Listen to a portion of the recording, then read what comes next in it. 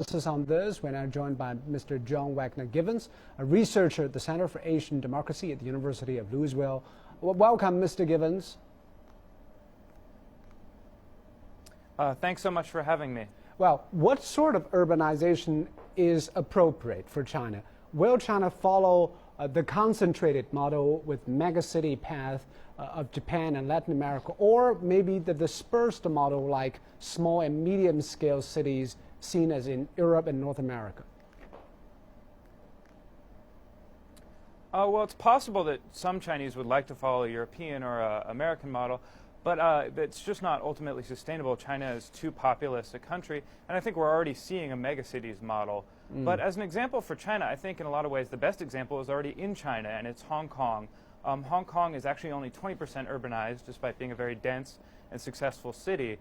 And over 80% of trips are on public transportation. So I think China can look in a lot of ways to Hong Kong to see how to build a sustainable, livable megacity.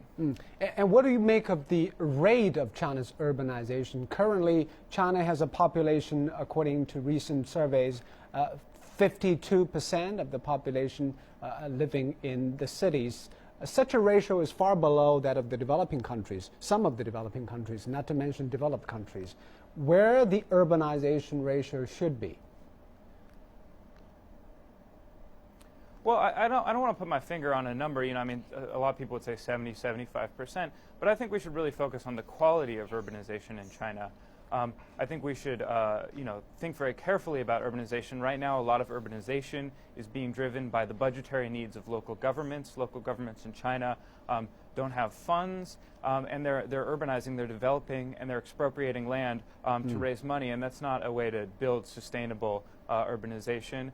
Also, in a lot of cases, the most vulnerable, farmers losing their land and migrant workers, these are the people who urbanization is affecting, but they're not seeing the benefits of GDP growth. A lot of those are going to the already urban middle classes. So I think we should focus on the quality, on the kind of urbanization, and not so much on the rate. Yeah. On the other hand, we see somewhere in the world there is over-urbanization, like in Latin America.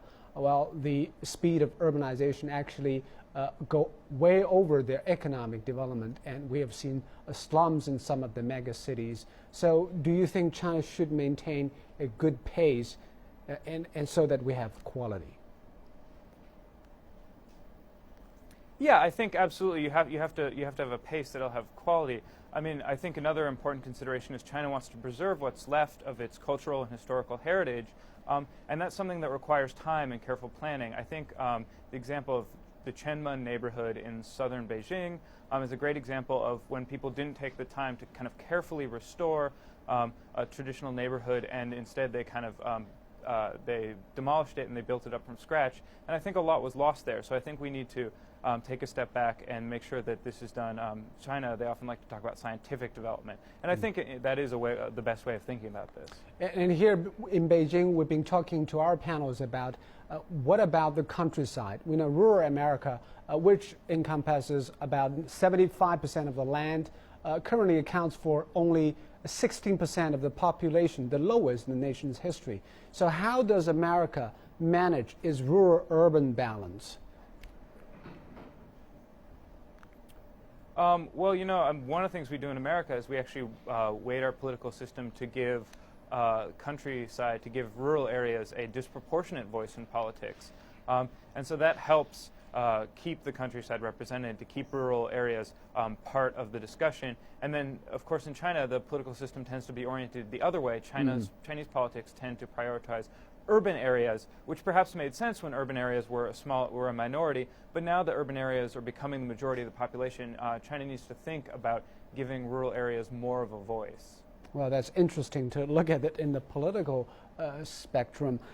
Finally, let's talk about food security a little bit. China's grain output has hit nearly 590 million tons in 2012. This is a 9th consecutive yearly growth. But on the whole, China is still worrying, will we be having trouble feeding our people because of the increasing population, changing demography? Will urbanization slacken agricultural production and worsen food problem here in a big populous country like China? Well, I think